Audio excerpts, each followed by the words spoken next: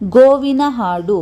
ಶ್ರೀ ಕಾಮಧೇನು ತಾಯಿ ನಿನ್ನ ಪಾದಕ್ಕೆ ನಮೋ ನಮೋ. ಪರಮ ಪುರುಷೋತ್ತಮನಾದ ವಾಸುದೇವನೇ, ಪವಿತ್ರವಾದ ಪುಷ್ಟಿಯಾದ ಅಮೃತ ಸಮಾನವಾದ ನೊರೆ ಹಾಲಾಗಿ ಗೋಮಾತೆಯ ಉದರದಲ್ಲಿ ನೀನಿರುವೆ.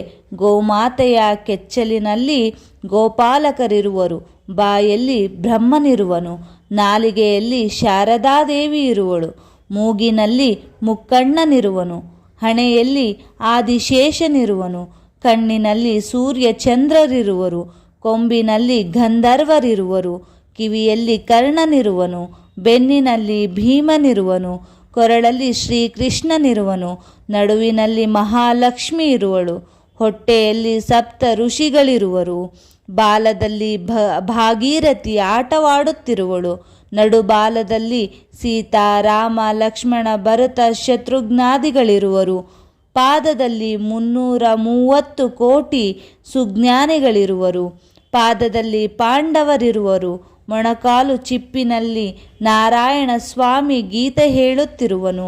ಗೋಮಾತೆಯ ಈ ಮಹಾತ್ಮೆಯನ್ನು ಕೇಳಿದವರಿಗೆ ನರ್ಮದಾ, ಸಿಂಧು, ಕಾವೇರಿಯಲ್ಲಿ ಉತ್ತರಾಯಣ ದಕ್ಷಿಣಾಯನ ಪುಣ್ಯ ಕಾಲದಲ್ಲಿ ಸ್ನಾನ ಮಾಡಿದ ಪುಣ್ಯ ಫಲವು ಬರುವುದು. ಭಾನುವಾರದ ದಿನ ಪಠಿಸಿದವರಿಗೆ 8 ದಿನ ಮಾಡಿದ ಪಾಪವು ಪರಿಹಾರವಾಗುವುದು. ಅಮಾವಾಸ್ಯೆಯ ದಿನ ಪಠಿಸಿದವರಿಗೆ 6 ತಿಂಗಳ ಪಾಪ ಪರಿಹಾರವಾಗುವುದು.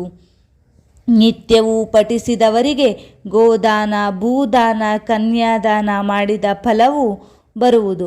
ಗೋಮಾತೆ, ಭೂಮಾತೆ, ನಮಸ್ತೆ ನಮಸ್ತೆ ನಮಸ್ತೆ ನಮಸ್ತೆ.